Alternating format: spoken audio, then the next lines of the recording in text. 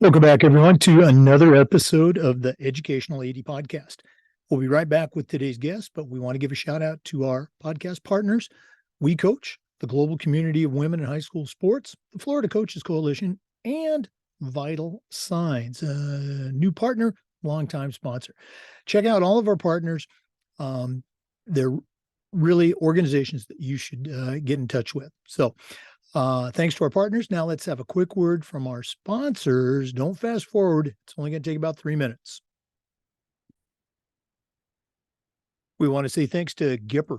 Go to Gipper.com and see how athletic directors are creating world-class content for their school social media channels. Mention you heard about it on the podcast with our code ADPOD10 and you'll get 10% off. Start creating custom content for your school's social media channel. That's Gipper.com. We also want to say thanks to Huddle. Go to Huddle.com and change the way you see the game. As a football coach, I used Huddle for years, but as an athletic director, I made sure our school was a Huddle school. And Huddle provided our school, our teams, our coaches, and our athletes the tools they needed to play at the highest level. It's a complete solution with a professional grade approach. Go to Huddle.com and see why we believe in sports and teams believe in Huddle. Join the 6 million users and find out how to turn your school into a Huddle school. We also want to thank Snap Mobile. Snap Mobile's the home site for an entire suite of platforms designed to help you as an athletic director do your job better. There's Snap Connect, Snap Manage, Snap Store, a whole lot more, including Snap Raise, their fundraising platform, which we have used, and they've helped schools just like yours raise over $700 million. They even have a program where you can get your funding before you actually start your fundraiser. I don't think anybody else offers that. Go to snapraise.com, find out about the entire platform. That's snapraise.com. We also want to thank Sideline Interactive indoor score tables and video boards. Go to sidelineinteractive.com and schedule a live web demo, see their tables and their scoreboards in action. It's one of the best purchases I ever made for our school. Not only generates income for the department, but creates the ultimate game day experience for your student athletes. That's sidelineinteractive.com. Check them out today. We also want to say thanks to Hometown Ticketing, the leading digital ticketing provider to schools and colleges. Hometown has recently acquired Ticket Spigot, and together they're going to provide your school with an online ticketing solution, not just for athletic events, but for things like dances, school plays, concerts, even graduation. Go to hometownticketing.com. They're going to walk you through the process, and every step of the way, you'll have a dedicated client success manager that provides hands-on support. That's every step of the way. You can find it all at hometownticketing.com. Simple and easy online ticketing. We also want to thank Wall of Fame. The Wall of Fame is an interactive touchscreen video console that highlights your school's top performers, both past and present, from athletics, academics, and the arts. But Vital Signs is so much more than that. The Vital Signs Wall of Fame is an extensive content program that helps you tell more compelling stories that'll better engage your audience. Go to vitalsignswalloffame.com and check out the great products. And when you're ready to purchase, use the link vitalsignswalloffame.com/Jake and get 5% off. That's vitalsignswalloffame.com. We also want to thank Final Forms. Final Forms is going to help you prepare for your best season ever by helping your stakeholders, your coaches, and you as an athletic director. Go to finalforms.com/Jake and check out their platform and all the things that they can do. Again, no other platform is going to help your stakeholders, your coaches, and you quite like Final Forms. Go to finalforms.com/Jake and get started today. And we want to thank Athletic Surveys by LifeTrack. Go to athleticsurveys.com and see how they can create a custom survey for your school that allows you to take the pulse of your parents and your student athletes. ADs typically only hear from that grumpy 2%, that squeaky wheel parent or that frustrated student athlete. And we need to hear from them so we can affect positive change in our program. But you also need to hear from that 98% that really love and support your program. And that's where Athletic Surveys comes in. Once again, go to athleticsurveys.com and let them help you set up a survey so you can take the pulse of your athletes and your parents. That's athleticsurveys.com. Okay. This meeting is being recorded. Hey, welcome back, everyone, to a very special edition of the Educational AD Podcast. This is episode number 400, and we've got a very cool guest today. We're staying right in Florida, and we're going into the FIAAA Hall of Fame and visiting with Ron Balazs. If that name's not familiar, shame on you. You know, Ron's a longtime athletic director here in the state of Florida. He's retired for a few years. He was also the very first executive director for the FIAAA, the Florida Interscholastic Athletic Administrators Association. As you've heard me share before, I got involved with FIAAA later in my career, and Ron could not have been nicer to, let's say, an older new AD, welcoming to the organization, guiding me, providing some mentorship. And again, I'm forever grateful for him helping my athletic director career be a very enjoyable experience. So, Ron Balazs, welcome to the Educational AD Podcast. Thank you. Thank you, Jake. Well, we appreciate you taking a break from your golf game there in Sarasota to join us. As you know, we always like to let our listeners have a chance to get to know our guests. So give us the Ron Balazs origin story, where you were born, where you grew up, maybe take us up through those college years, and then we'll take a break and hear about your early career teaching, coaching. But what's the Ron Balazs story? Okay. I was born in Toledo, Ohio. I went to St. Francis de Sales High School, which was an all-boys Catholic school. Looking back, it was a great school. It was a very intense learning environment, and they had a great athletic program. It was a very long distance from where I lived, so it was kind of like back then we didn't have cars, and so I had to take 2 buses to get to school. But I went there because they had a good athletic program, and I played football there, and it was a great experience. Looking back, I tell my wife now that I probably shouldn't have gone there. I probably should have gone to Toledo Central Catholic, where they had some girls, and I became a little socially inept in my early years because you were with. Not only was the fact that I was with all boys, but most of the guys who went to Toledo St. Francis were from the west end of Toledo, and I was from the east side of Toledo. So on the weekends when it was time to party, I was so far away I couldn't get there. So I really wasn't socially tied in with the guys that I went to school with. So I kind of felt that was a negative thing, but I got a great education. It was very tough. The Oblates of St. Francis didn't take you had no choice of what curriculum you took. They made you take Latin, French, all the math, all the sciences. So I got a good education. I later decided that I wanted to go to Ohio State University. Obviously, I thought I was a better football player than I was. And when I got to Ohio State, they taught me that I was not as good a football player as I thought I was. It was a tremendous learning experience for me. I went there as a walk-on, and back in the days of Woody Hayes, they had 250 guys out for the team.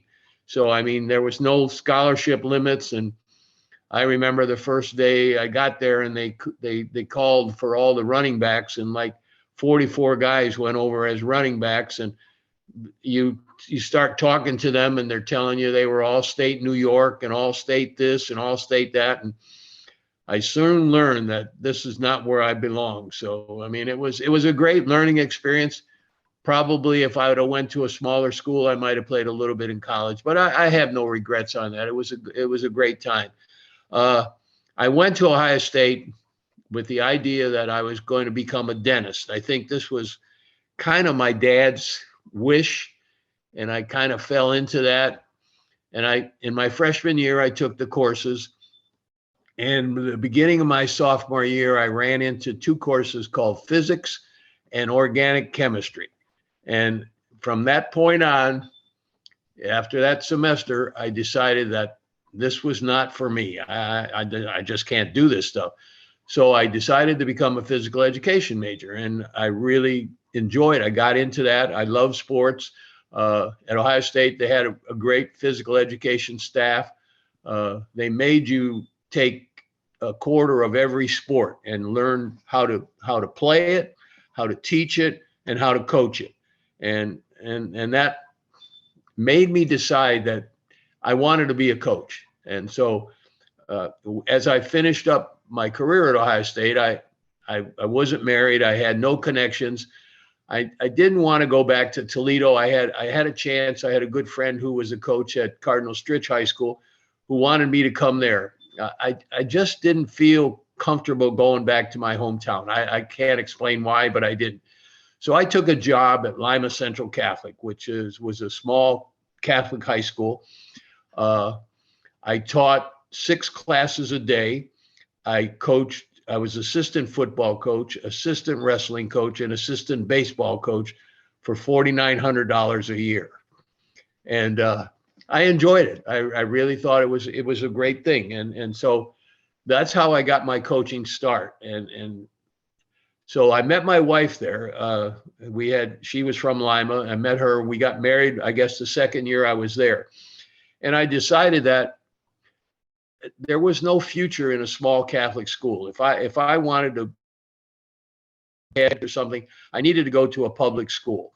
So I was looking around the Dayton area, and I came home one day and my wife said, "Do you really want to stay in Ohio?" I never thought about it, but when she mentioned it, I said, "Well, I don't know. Where would you want to go?" And she said, "Where would you want to go?" Of course, this was a silly question because all I knew about Florida was I had been there 4 years in a row for spring break, and I thought that was the greatest experience of my life. So I decided, well, maybe we should go to Florida. And it just so happened that her grandmother lived in Sarasota. So we flew down on Easter break. I had read in a wrestling magazine that they were looking for wrestling coaches in Florida. So we flew down to Sarasota, borrowed her car, and we drove over to Dade County because at that time, Dade County was the largest county in Florida. They were paying the most money, and we felt that our chances of becoming teachers there were great. It was a good thing. We drove down there. I never forget.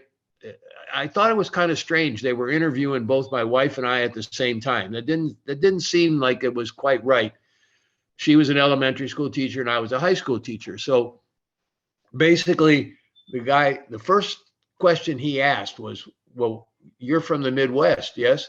And we said, "Yes." He said, "Well, this interview's over. You're hired." He said, "The education in the Midwest is 10 times better than the education in Florida." I thought this was rather strange coming from a guy who was working for the education department in Florida, but we got jobs. And then it was up to me to try to find. They were going to put me in a middle school, and I said, "I'm a high school teacher. I'm not a middle school teacher."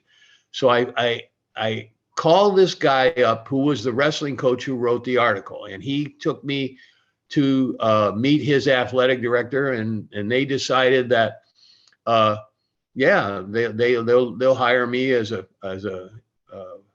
assistant wrestling and assistant football, but they had no physical education openings. And thankfully, back when I was at Ohio State, one of my instructors in physical education said to me, "You need to have something else besides physical education on your resume." So I became a biological science minor, which was the only way I could get this job at Coral Park High School. As a matter of fact, my whole career as a physical education major, I never taught physical education, not once. So it's kind of strange how things take you. So I ended up at Coral Park Senior High School, assistant football coach and assistant wrestling coach. I did this. I enjoyed it. I had a little bit of I guess I was I was young, and I thought I knew everything about everything. And I really didn't like the way that the head football coach was running the team. He was very laid back. He was not energetic. He was a nice guy, but to me, it wasn't what a coach was supposed to be. And I was very disgruntled, and I would come home and complain to my wife, and she would say, well, what are you going to do about it? So I finally went in one day and I talked to him and I said, you know, how about if I became the head JV football coach? And that way I could run a program on my own and, work with younger kids and do things. And I guess he didn't like me very much either. So he said, well, yeah, sure, go ahead and take the job. So I took the job as head JV football coach. And the next year he left. And so the principal gave me the job. I became the head football coach, and I took over a team that had won 4 games in 5 years. So there was no high expectations, and it was kind of funny. I mean, it's funny how things teach you a lesson. But I won the first 3 games. They hadn't won 3 games in a row for 5 years. And I walked around the halls like that, like I was Newt Rockney. And it just, to me, I was so fulfilled with myself that I didn't realize that, you know what, this is harder than it looks. And we lost the next 5 games, and I kind of woke up real quick.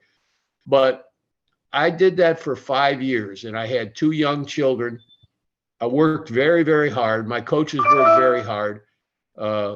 In Dade County, they didn't have enough stadiums, so there were games on Thursday, Friday, and Saturday. So not only did we go to our games, but we scouted on the other 2 days. And then on Sunday, we spent all day breaking down film. And I never saw my family. For 5 years, my wife raised my kids, and she did a great job with them. I mean, by the time I would come home from practice, they were young, they were ready to go to bed. I maybe spent 5 minutes with them, 10 minutes with them. And that was very hard. And I began to get some health problems. I put too much stress on myself. The school never put stress on me for winning because they had never won before. But I just thought, this can't be. You have to win. And that's all I knew. And I used to get headaches and high blood pressure. And basically the doctor told me, this job's not very good for you. You're just putting too much stress on it. So I said to my wife, I guess I got to give this up. And I said, in Dade County, if you gave up a head football job, the principal could move you out of the school in order to have that position to fill that job. So I went into the principal knowing that if I'm going to resign this, I might not have a job at Coral Park High School anymore. So I went in and I talked to him, and he was very understanding. And we had 3 games left in the season. And he said, well, I want you to finish out the season. And he told me this in confidentiality. I'm not real happy with the AD that we have now. He's been here a long time, and I think he was a great guy, and he was a good mentor to me.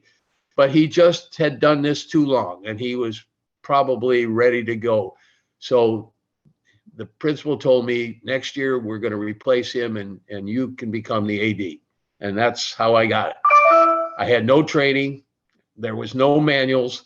There was nobody, I mean, here you are. Here's 15 keys to the different doors, and go ahead and take off. I was very, very lucky that I was in a big county. I think at the time in Dade County, when I took over, there were like 22 public high schools in Dade County, all having 4,000 kids at least. So I took over, but I had great help. Wayne Taylor was my mentor. He guided me. Wayne Story was a great help to me. Cheryl Golden, Bob Pirro. We were able to consult with each other anytime I needed anything. We had no mentorship program like they have now, but these people were mentors to you. You could call them up. And the other great thing that happened was once a month, and I think most people do this now, but back then it was not something that counties did. Once a month, we had an athletic directors meeting for a whole afternoon. And we would come in there, all the athletic directors would meet. And at that time, Joe Tattle was the head of the GMAC, which was the Greater Miami Athletic Conference. And we would be there for 3-4 hours. We'd have lunch. and we discussed the problems that we were having, and people would help each other out. So that was a great learning lesson for me. And I think that's probably one of the best things that happened to me and made me want to stay as an AD and do a good job as an AD. So I owe that to those people. I don't know if you're ready to stop or, Wow. I mean, I was fascinated hearing that history. But yeah, let's go and take a quick break, but we will come back. Before we do, real quickly, as you were starting that coaching career there at Coral Park, certainly in the back of your mind, I'm going to guess there were probably one or two things that you had picked up in your time at Ohio State, under a legendary coach that, became part of your coaching toolbox. Anything stick out in particular of something that you took with you from that Ohio State experience? Well, I think that, when you talk about a toolbox, I'm thinking about hammers and screwdrivers and stuff like that. But, I felt that one of the things that helped me was learning to communicate with other coaches and learning to deal with them. And I had a hard time because I was kind of a stubborn person. And it was kind of like, it's my way or the highway. And that doesn't work. And I found out that it doesn't work, but if you find out the hard way. And I think all athletic directors, if they had one skill, it would be the ability to hire good coaches. And once you had a good coach, the ability to give them the freedom to be a good coach and not overlook their shoulder. I know sometimes I felt like when I was an assistant coach, and I think that was the problem that I had with my head football coach. He would kind of hold you back. We would come up with these ideas and he would just not pay any attention to them. And we'd go out to practice and the practices were disorganized. And every time we'd come in and talk about it, he just didn't care, and I found that very hard to deal with, and so I think the ability to communicate with your coaches, and I mean, I can't tell you that I didn't have coaches that I didn't like, because I did. And, a lot of times in a public high school, especially in a big high school, a lot of times you don't have a choice on removing a coach or getting a new coach in, because in Dade County, in order to be a coach, you had to be a teacher. And if there was not a teaching position, I don't care how good the coach was, you couldn't get him into your building. Right. So you had to sometimes deal, and sometimes we had to make coaches, I say make, but kind of prod coaches to coach sports that they didn't really know enough about, like the minor sports, right. Have track and field and things of that sort.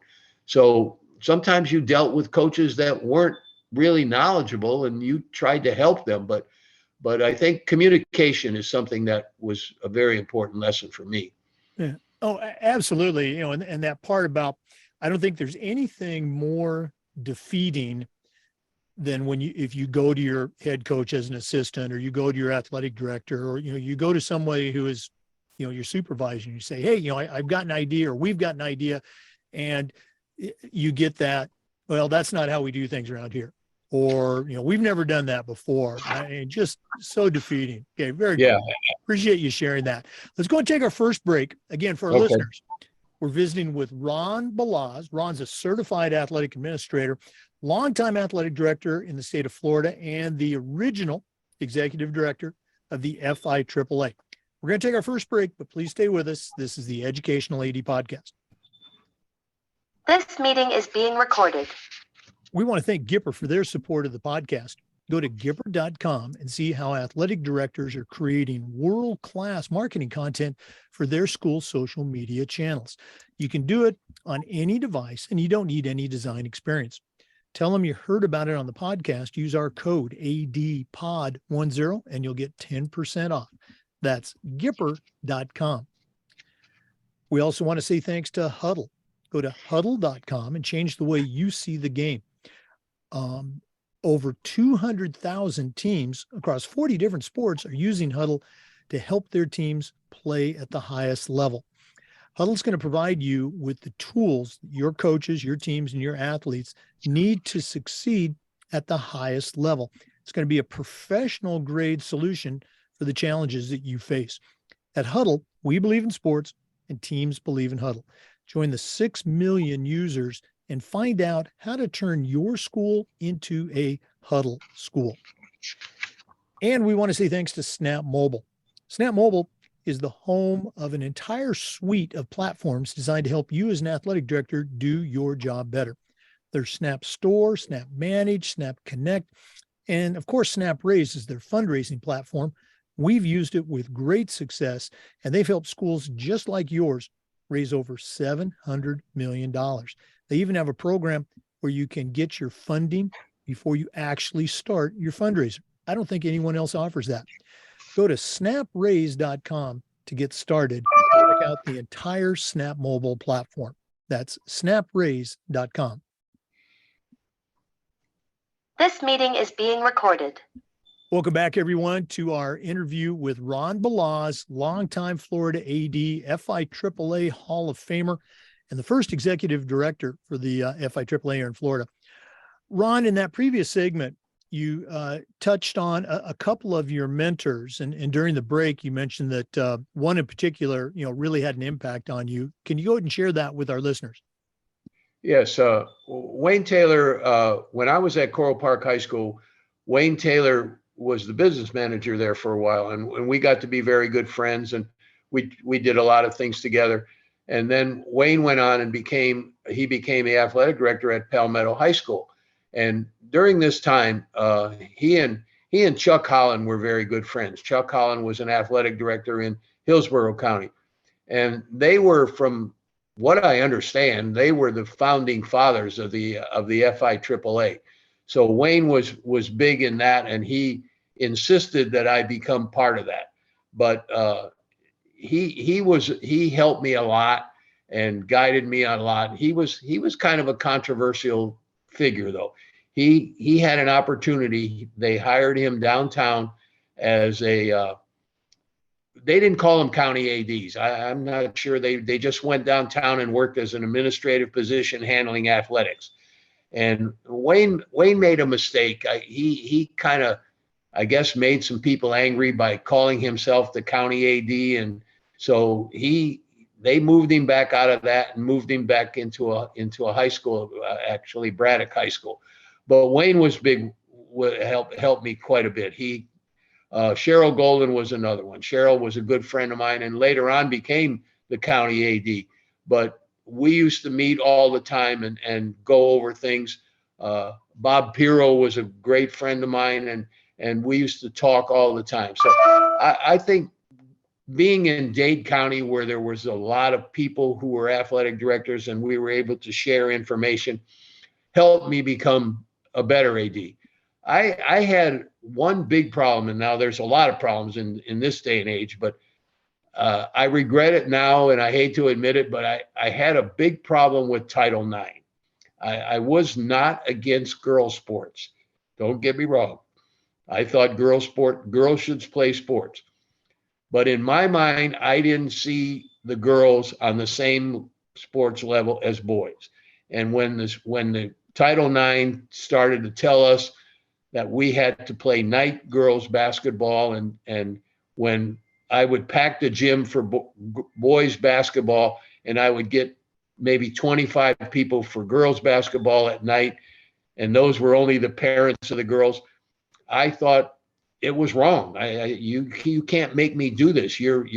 But I think Cheryl Golden helped me out on this, and she kind of opened my eyes and said, you know what, this is something that's coming. You got to accept it. And so we used to meet downtown. I remember back when Title IX first came out, there was such a massive need to be in compliance that we were trying to figure out ways to make up numbers, I guess, lie about the numbers that we had. Because obviously, if we're in a school, a big school, our boys' sports with football just total outnumber all the girls that we had.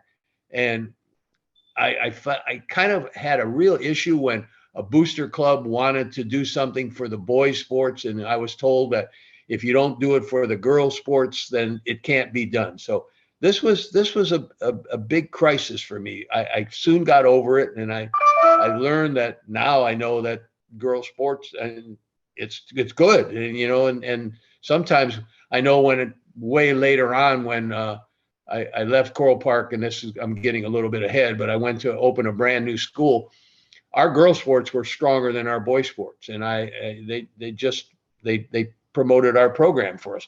But back to the mentors, I'm really thankful for that, and that's how I got really involved in the FIAAA and the NIAAA.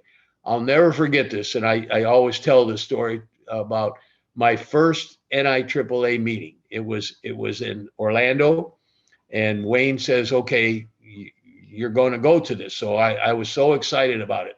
I thought, man, this would be a great time. Well, let me tell you, the only time I saw any of the speakers was when I picked them up at the airport or took them back to the airport, because Wayne Taylor put me, this was my title: you are in charge of transportation, which meant that all day and all night I would drive back and forth to the airport to pick up people, take them back to the airport. I never attended one NIAAA actual meeting. All I did was drive back and forth to the airport for 4 days, but it was an experience. And, you know, I guess that's what they do to rookies back then, but it was a great experience. And I really got to appreciate the organization. The FIAAA back at that time was not very strong. I mean, it was just beginning. You take the Orlando, Hillsborough, and Dade, they were strong in those counties. The other rural counties, they didn't buy into the FIAAA at that time. It was very difficult. As a matter of fact, nobody wanted to be president of the FIAAA, because at that time, and still to this day, but at that time, when you were president-elect, you were totally in charge of putting on the conference. There was no committee. There was nobody to help you. They said, you're president-elect and you will put on the conference. And how do you put on a conference when you never put on a conference before? You know, you ask the people who before, but it was very difficult, and it was hard. I remember, I forget where we were, but a guy named Paul McLaughlin, who was another good friend of mine, he trapped me in the stairway of the hotel, and he says, "You're going to be the next president-elect." And I said, "No, I'm not." He said, "Yes, you are." And that night, Wayne Taylor and Wayne Story and Paul McLaughlin came to my room, and they said, "You are going to be the next president-elect." And I kept saying, "No, I don't want that job. I don't know how to do that job. I don't want it." And they said, "You have no choice." So that's how I became the president-elect of the FIAAA, and very reluctantly. And it was hard because, you know, we didn't have a lot of cooperation back at that time. A lot of people didn't buy into the FIAAA. And as a matter of fact, at that time, Florida high school really didn't buy into the FIAAA. Gradually, as Florida high school changed executive directors, people became more and more reliant on the FIAAA. As a matter of fact, the board of Florida high school was made up primarily of all principals, nobody else. They allowed the FIAAA and the Florida Coaches Association to put one person on that board. I was lucky enough to be that person for the FIAAA. But I certainly learned a lot about politics in those times on that board, because it was an all principal board, and the rules were made by the principals. They really didn't listen to what the athletic directors had to say. And I soon found out that what happened in the board meetings was not happening in the board meetings. It had happened the night before in rooms where they decided everything that was going to happen. And unless you were involved in that room, you had no clue what was going on. So it was quite a learning experience. And that went on for a while. Florida high school, I don't know why, but they didn't buy into the FIAAA immediately. But gradually, I think they began to understand that we could help them and they could help us. And I think probably the big turning point was when they decided that, I mean, when we I'm kind of backtracking, but when we put on a conference, we had no money. I mean, the only money that we had was from the dues that we collected from the schools, and that was not much. Way back when I was president of the FIAAA, we had no corporate sponsors. We didn't even know what corporate sponsors were. I mean, we just didn't do it. Nobody at that time did it. And I thank guys now like Russell Wombles and those guys who got this corporate structure going. And then when the Florida high school decided that they were going to pay the dues for all of the members, well, then all of a sudden we became rich. We had plenty of money, and you could put on a conference and do a good conference, have good speakers, have good venues, get a lot of vendors. When my first conference, when I put on, we had, I think, maybe 3 vendors. I mean, nobody wanted to come as a vendor because they didn't see the value of it. I mean, because a lot of people didn't come to the FIAAA. So it was a big turning point. And once Florida high school bought into the FIAAA, the whole thing changed, so that was a good thing there. This meeting is being recorded. We want to thank Sideline Interactive for their support of the podcast. You've heard me say before that Sideline Interactive's indoor score tables and video boards not only generate income for your department, they also create the ultimate game day experience for your student athletes. Go to sidelineinteractive.com. Schedule a live web demo and see their tables and their boards in action. That's sidelineinteractive.com. We also want to thank Hometown Ticketing for their support. Go to hometownticketing.com and they'll show you how to set up and sell your tickets online, not just for athletic events, but for things like school dances, school plays and concerts, even graduation. Go to hometownticketing.com. They will also provide you with a dedicated client success manager that provides you hands-on support every step of the way. That's before, during, and after. Go to hometownticketing.com and get started today. Hometown Ticketing, simple and easy online ticketing. This meeting is being recorded. Welcome back, everyone, to the Educational AD Podcast. We're getting a great walk down memory lane with Ron Balazs, former executive director of the FIAAA, certified athletic administrator and longtime AD here in Florida. Ron, you mentioned earlier that you became the athletic director at the school where you had been a coach, but then you had an opportunity a while later to open up a brand new high school. Tell us about that experience. I'm not trying to change the course of this thing, but that was my last 5 years. And I, if you don't mind, I would kind of like to talk about how I got more active in the NIAAA.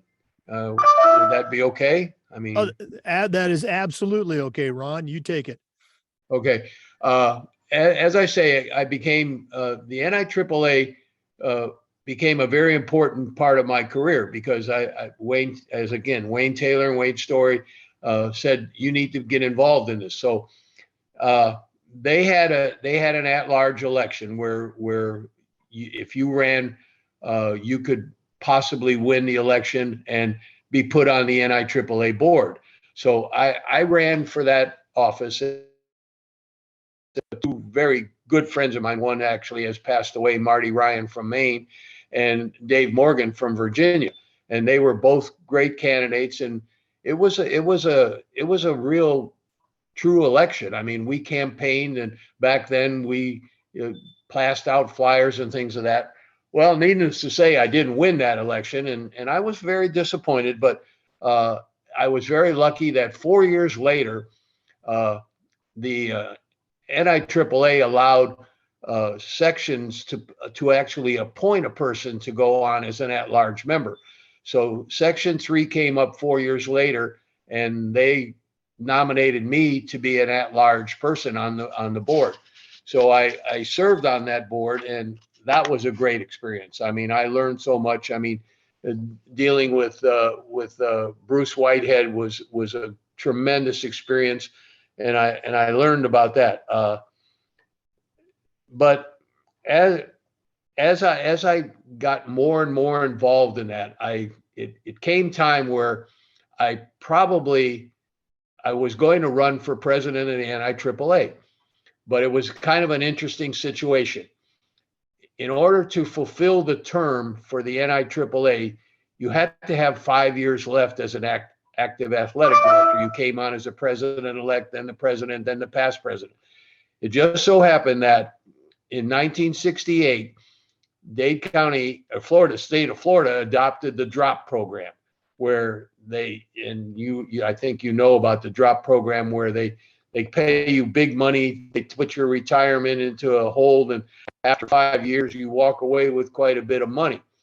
So I was in that 5-year period, and basically I was going to retire in 4 years. So therefore I was not eligible to run for president of the NIAAA because I didn't have 5 years left as an active athletic director. So that was that particular thing. Well, when I retired, I think in 2001, all of a sudden a group of older athletic directors decided that they were going to form the NEDC, the National Executive Directors Council. And they did this with the approval of the NIAAA. And what it was made up of pretty much, you didn't have to be retired, but most of them were retired athletic directors from the state. And they were people with so much knowledge, it was amazing. I mean, you got into a room of, just imagine if you get into a room of 35 former athletic directors, how much information there is. And the one thing that you learned from that was that even though you thought your problem was your own problem, every state had basically the same problem. So we met in the summer and had great meetings, and it was a very good thing because they were all retired athletic directors. They had tremendous amount of information, and they actually involved their wives, and it made the wives happy. And if the wives are happy, everybody's happy. So I did this, and it was a very great experience. At the same time, we ended up, the FIAAA continued to grow and became, we put on, I think I put on 3 conferences myself in Orlando, and was great experience, and it just began to grow. The leaders of the FIAAA became much more active in the Florida high school, and actually the FIAAA became probably a very strong part of the National Athletic Directors Association. We became recognized. We started to get people. I mean, Wayne Taylor was a president. Andy Childs was a president. So we became very much involved and actually had quite a bit of control of the NIAAA, which was good. And Florida became recognized, and we began to grow. At the same time, the FIAAA began to grow because people now begin to see what a great value the conferences were, and the speakers, and the meetings, and so even the small rural counties bought into the FIAAA. So we began to grow. I was executive director for 15 years, and it was a great experience. I mean, I dealt with a lot of people. We didn't really have a lot of problems because we had money. We had people who bought into it. Our conferences were always great. I mean, we had 25, 30 vendors at our conference, and it was the organization just continued to grow.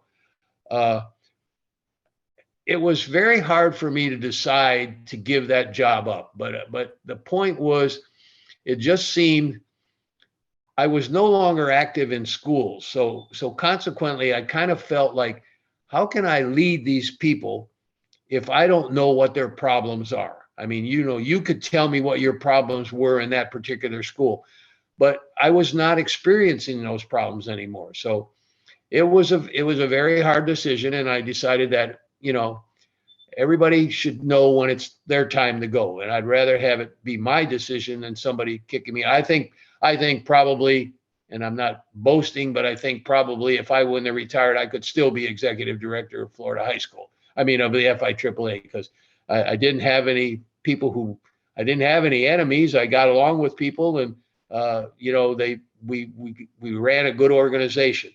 At the same time, towards the end of my career, and I'll go to opening a brand new school. I was at Coral Park High School for 32 years, and I truly enjoyed the high school. It was a great. I mean, I was the coaches there. I knew the people. I think in my 30 some years at Coral Park, I went through 5 different principals, and I survived them all. Some were good, some were bad. But you know what? I guess as you grow older, you learn what the principal wants of you, and if you're going to stay at your job, you stay at your job. So I was very happy at Coral Park. But all of a sudden, a new school was opening in Dade County, and it was out close to actually where I lived. And it just so happened that the principal of that new school happened to be dating a good friend of mine from Coral Park. And I knew her name was Millie Furnell, and I knew Millie very well. And she approached me and she said, I would like you to come on and open this new school. I had 5 years left in my career. I told her I'm retiring when I'm 62 years old because of the drop program, and I have 5 good years. And she said, in the 5 years that you're there, I want you to open this high school, and basically you will answer to nobody but me. Now, what a great deal that was, right? Here was the principal, and I guess basically I was the second in command, even though nobody said that, but I was. So I was able to open a school from ground up. I mean, ground up. I was on the construction site. We were choosing the colors. We chose the mascot. We did everything. I was able, and she was a wonderful principal. And she actually told the department heads that whoever I wanted to bring in as a coach was going to be hired in this school. So, I mean, you talk about a carte blanche situation. I mean, I went to Dade County and I got the best coaches. I mean, who would not want to go to a brand new school? I mean, you had new equipment. We had tons of money. We started off with a JV program only. So the kids were able, by the time our freshman class became seniors, they had played together for 4 years. And we actually became a pretty good athletic program in Dade County. And it was, to me, the most rewarding experience of my life. I mean, I can't tell you how enjoyable it was to go to work every day. I mean, first of all, I had no classes. I didn't teach. I was a full-time athletic director. Now, how much better can that be, right? Yep. When the principal trusts you, I mean, if you had to write a scenario of what could be a good athletic director's job, that was the best job that there ever was. And for 5 years, I totally enjoyed it. And then it was time for me to retire. And so, but it was very, very, a very good experience. Looking back, you'd mentioned earlier in the interview that those first couple of years, your girls teams, kind of carried the flag for the school. What are a couple that really stick out for you as, boy, that was a great victory, a great win for the entire athletic department? Well, we had a tremendous girls athletic program, but our girls soccer team, well, it was kind of funny in Dade County. I think you're familiar with Dade County. The people from South America because they were on their summers were our winters. So when the parents would move to Dade County in the winter, and they would enroll in the school, and we would get all these South American girls who played soccer all their life. And I never liked soccer. I hate to tell you that. I didn't dislike it, but I never thought it was a sport that I was involved in. But when I saw these girls play soccer, and we went on to win the district and actually almost got to the state championship. I mean, I was so proud of those girls. And you know what? It's just a funny thing. Girls appreciate, I think, an athletic director more than the boys do. We were all friends, and we just enjoyed it. I mean, I went to their games and I cheered for them, and they won all the time. And they basically were heroes in our school. And then they went on and they played other sports.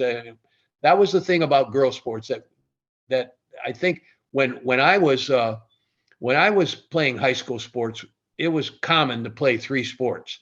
You just did. I mean, you played football, you maybe played basketball or ran track or did something like that.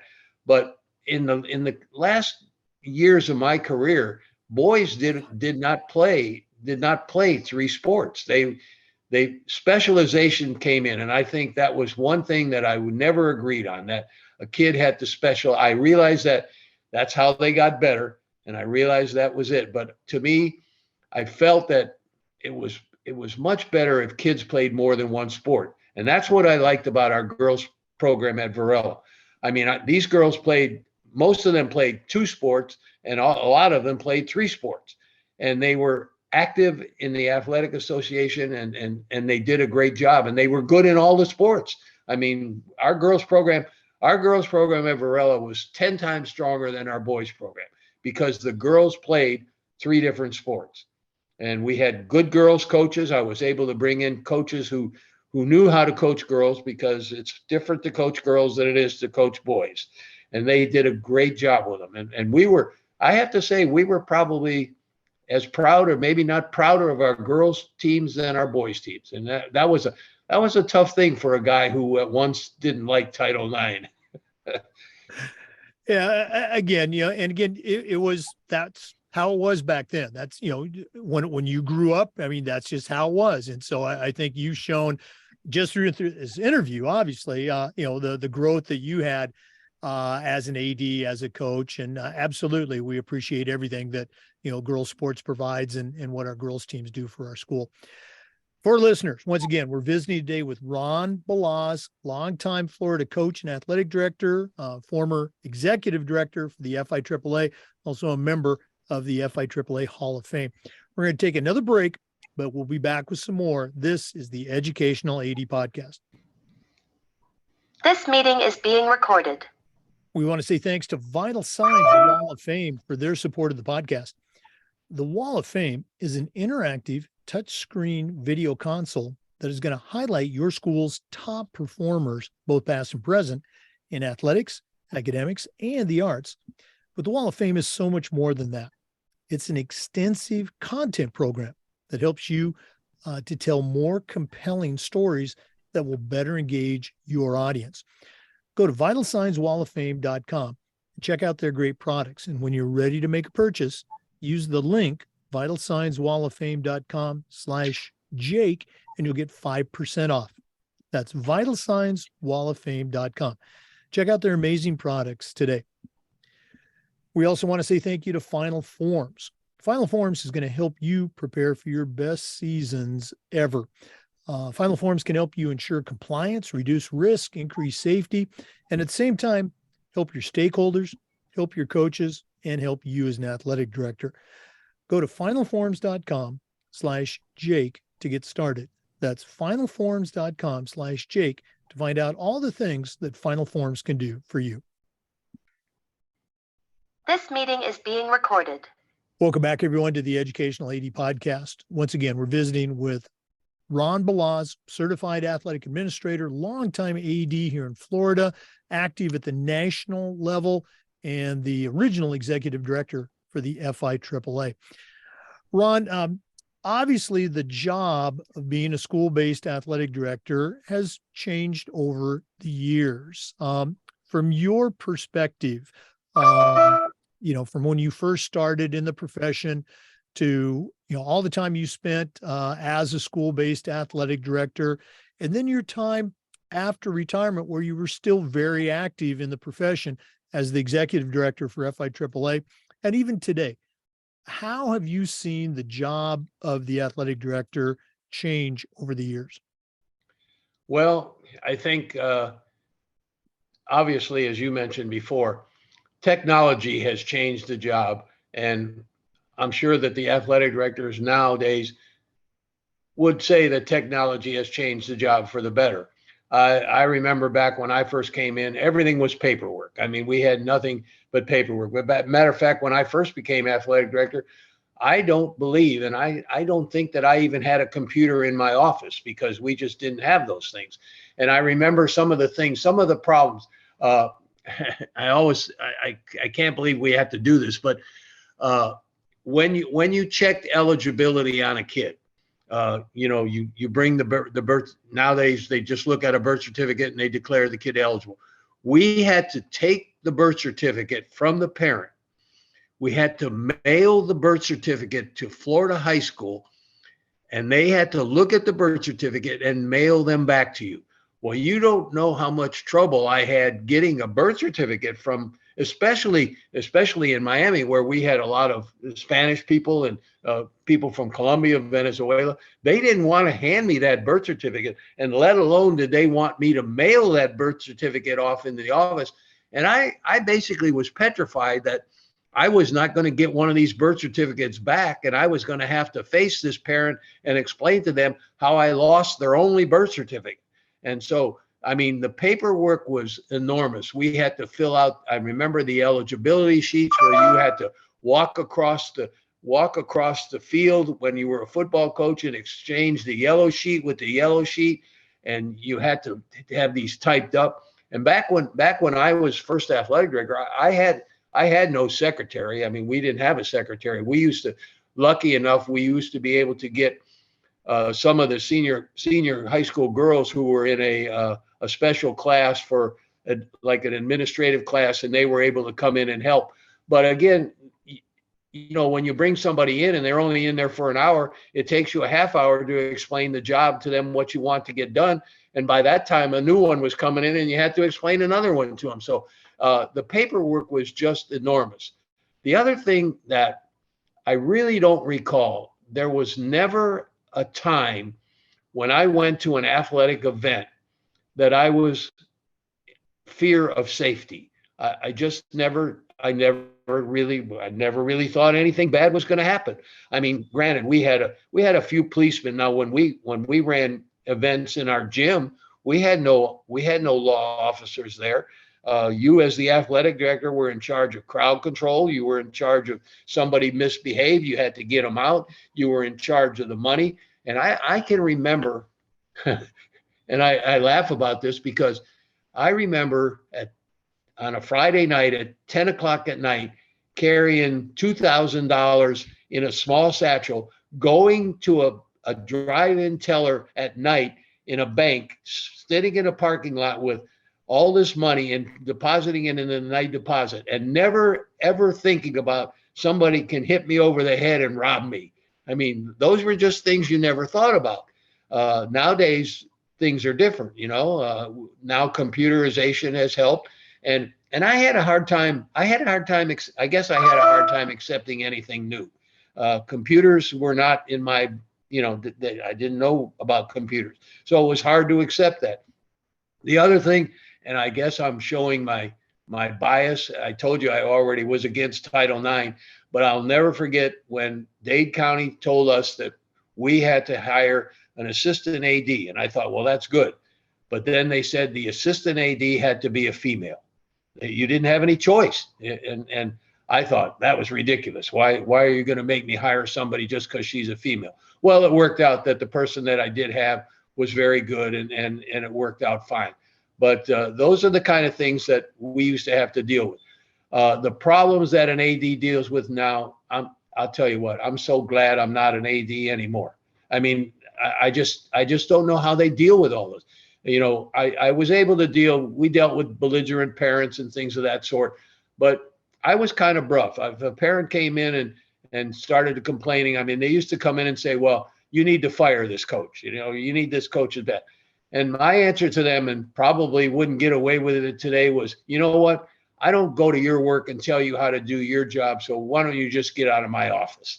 I mean, you wouldn't get away with that nowadays. I mean, you can't get away with the way you treat kids. I mean, I mean, it's just everything is so, I don't know, so critical that you can't make a mistake because, I mean, you could go to jail now if you're doing the wrong thing. We didn't think about those kind of things. Handling money. I mean, we used to handle money like it was nothing.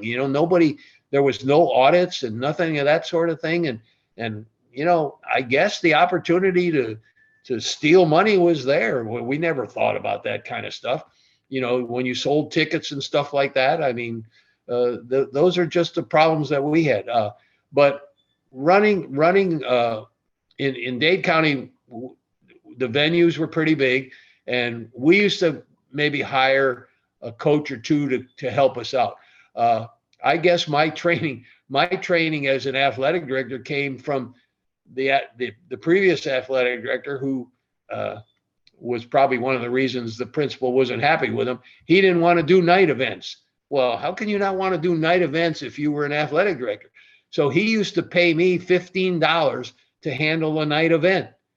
So I would be the person in charge at the basketball game or stuff like that. And so that was just the way times have changed. Technology, definitely, I can see now how technology has really helped an athletic director and how things have really changed. And again, with the FIAAA, the people involved in the FIAAA now are very professional. When we first, and I'm kind of backtracking a little bit, but when the FIAAA first had conferences, and even when the NIAAA had conferences, it was more of a social event. I mean, there was a lot more partying done and things of that sort, and people went there to have a good time. Now people go there to learn. I mean, I never had the opportunity to take a course in how to become an athletic director. And I think if anything has changed in the FIAAA and in the NIAAA, it's the fact that they have all these courses that people can take. And I personally think that athletic directors now are much better suited to be an athletic director than I was because of these courses. And if there's anything that has happened that really has changed the course of an athletic director, it's the courses that are being offered by the national. And those things are wonderful. Like I say, I've never taken one of those. Well, I take that back. I did take a course when I was on the board because we were reviewing a course, and the board members took the course to project how that course would be. So those are, now you ask about a toolbox. I'm not, I know what you want, but I'm not quite sure how to give it to you. I mean, This meeting is being recorded. We had a little glitch there, but Ron, again, you're absolutely right. Technology has certainly improved over the years. I still remember, I'm a little bit younger than you, but I still remember, my first job, we had the mimeograph machine. We were cranking out schedules and lessons and things like that. Boy, I could truly spend another hour hearing your stories and, the things that you've encountered in your career. But it's time for our wrap up. And we always wrap up with the athletic director's toolbox. Now, you certainly, know your way around the world of athletics as a Hall of Fame athletic director. But we're going to take our final break. We're going to hear from Athletic Surveys by Lifetrack, who sponsor the AD Toolbox segment. And when we come back, we're going to find out what Ron Balazs is going to put into his athletic director toolbox. Please stay with us. This is the Educational AD Podcast. This meeting is being recorded. We want to say thank you to Athletic Surveys for sponsoring the AD Toolbox segment of our podcast. Athletic Surveys are a quick, easy, and affordable way for you to collect comprehensive data that allows you to evaluate and improve your entire athletic program. Athletic directors typically only hear from that frustrated parent or student athlete, and that's only about 2% of our population. And we need to hear from that 2% to help make changes and keep our programs running smoothly. But you as an athletic director need to hear from the 98% of the parents and student athletes that love and support your program. And that's where Athletic Surveys comes in. If you've never used a survey to take the pulse of your student athletes or your parents, you're really missing out. Go to athleticsurveys.com and let them create a custom survey for you and your program. That's Athletic Surveys by LifeTrack. Let them help you take your athletic program from good to great. This meeting is being recorded. Well, this has been a real treat. We have been visiting with longtime Florida athletic director Ron Balazs. Ron's been in a number of schools here in Florida. He was also the first executive director for the FIAAA, and he's also a member of our organization's Hall of Fame. Right now, though, I'm going to challenge him to send out a brand new athletic director on their very first job, but I'm only going to let him put 3 things in their toolbox. Ron, what 3 items are going to go into your new athletic director toolbox? Well, I think probably one of the first, and I really feel the most important, is dealing with funds, dealing with money. In other words, in this day and age, an athletic director needs to know how to budget for his department. I think most athletic directors now, even though the principal is in charge of the school money, most athletic directors have the responsibility of managing your budget. It's very difficult to determine when to buy new uniforms for teams, who gets what. A lot of times you have a problem with coaches who say, well, you're giving all of this to this sport and not enough to the other. But I think good if there was a manual that would teach athletic directors a good way to fundraise, I think that would be a perfect thing. I don't think there is a manual such as that, because each county and each state has different ways of fundraising. But you have to realize that as an athletic director, one of your main jobs is raising money to provide to support your athletic programs. And unfortunately, I know, I'm not sure everywhere in the country, but I know that in a lot of the programs, you don't make money on athletic events anymore. I mean, people don't go to athletic events as you do. I'm lucky. I live in Sarasota County, and there's a high school here in Sarasota called Venice High School. And Venice High School is like the high schools of the 1950s and 60s.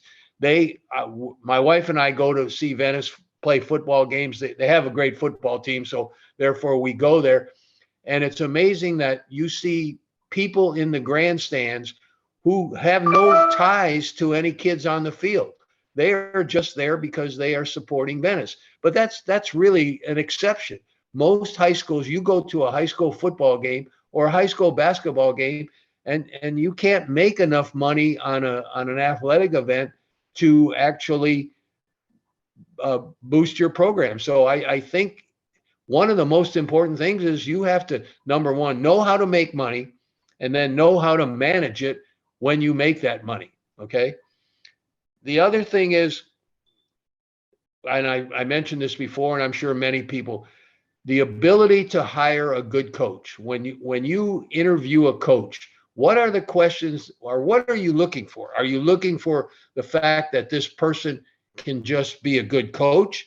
No, you want this to be a good person and a good role model for your students. But how do you find that? If there was a manual that said this is the way you hire a good coach, that would be good. But there's no such thing. You have to use your gut. And I think being a good athletic director is using your gut feeling. Can I trust this person to be a good coach? And then on this other side of it, how do you get rid of a bad coach without making people mad? I mean, you just can't. It's not like corporate America where they can just say we're downsizing. I mean, you're dealing with a person, most probably you're dealing with a person who is also a good friend of yours. And now you got to bring that person in, and you got to tell this person he's no longer your coach. To me, that's a technique that I don't know that you can teach. It's something that has to come by experience. And probably, I guess, the last thing and the hardest thing, if I could teach a new athletic director, was how to deal with disgruntled parents. It's just, that's a problem that's never going to go away. They're never happy with what's going on. Even I've been in successful programs, and the parents are still going to complain. The number one complaint is, how come my kid doesn't play? Back when I was an athletic director, and like I told you before, you couldn't get away with this now. And I would say to the parent, because your kid's no good. Okay. Well, you can't say that anymore. You can't do that. You got to be, an athletic director has to, and I guess the last thing would be in the toolbox was how to be politically correct. You have to deal with school boards, you have to deal with parents, you have to deal with the community, and each community is different. And I tell you what, I admire athletic directors now, and I really think you won't find. I mean, I was a career athletic director. I was in the business for 35 years. You don't find those people anymore because the job is too hard. And basically what's happening nowadays is you get into this position of an athletic director, and all of a sudden an assistant principalship looks better, or you're not, obviously not making enough money for the time that you put in. So they go out of business. So I think you find that if you find an athletic director who's been around for 10 years, that's a veteran anymore.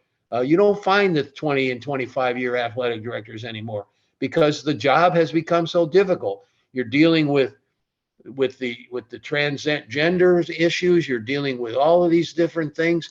I don't think I could deal with that anymore. With the personality I had as an athletic director, I wouldn't fit in this day's athletic directors. Well, again, the tools that you mentioned, I think they're timeless. Knowing your budget, forwards and backwards, being able to hire great people, and you touched on it, but back in even our day, having coaches who were in the building as teachers, as educators, seeing the kids in the classroom, in the hallways, in the cafeteria, so important. And then, Yes. The ability to communicate with your constituents. Yes. Again, it's, when I was a senior in 1975, so I date myself. Yeah. It's 2023. It's a different ball game. And Yes. I guess the thing that I want our listeners to end with is thank you, Ron, so much for sharing this historical visit and some best practices that are still timely for athletic directors today. Thanks so much for sharing with our listeners. And again, all the best to all the activities you're still involved with going down the road. One thing, and I'm not trying to butt back in, but one of the things we didn't talk about, which seems, and I think about this now, and you mentioned it when you have to get coaches in the building. One of the hardest things for an athletic director is to hire these coaches who are out of the building, who are firemen, who are policemen, who are things of that sort. They are the hardest people to control because they don't quite understand the school system. But yet you find that you go to a lot of schools, and half their coaching staff are people who are not educators. They are people off the street, and you need those people, but those people are very hard to control because what control do you have over them? I mean, so I think that's another problem that I don't know how to deal with that. I mean, I had we used to call them contract coaches, but a lot of them were good, but I had an awful lot of them who were not very good, and you had to get rid of them because they just didn't understand the whole philosophy of coaching and education and what it means to be a good coach. So I think ending up with that, I think that's another problem that the new ADs have to deal with. Yeah, absolutely. And it just underscores, having that principal or superintendent, school board, whoever, having that school leadership that values that coach that also teaches in the building. So very important. Ron, your contact information is still on the NIAAA portal. So for our listeners, if you want to reach out and maybe ask Ron a question or two, his email is on the NIAAA membership portal. Ron, again, thanks so much for sharing today. Looking forward to seeing you at the FIAAA conference coming up in May. And once again, thanks for sharing with our listeners today. Thank you, Jake. I know it's been a long time coming. You thought I was avoiding you, but it was very enjoyable. And I thank you for having me. Well, we're glad that you can help us celebrate on a very special 400th episode. For our listeners, we do this just about every day, and the Zoom recordings get uploaded to the Educational AD Podcast YouTube channel. Thanks for listening. Please come back again, and we'll see you next time on the Educational AD Podcast.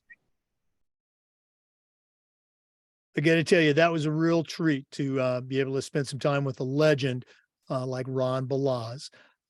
Again, we appreciate you listening. Please visit our sponsors. Thanks to our partners. We'll see you next time on the Educational AD Podcast.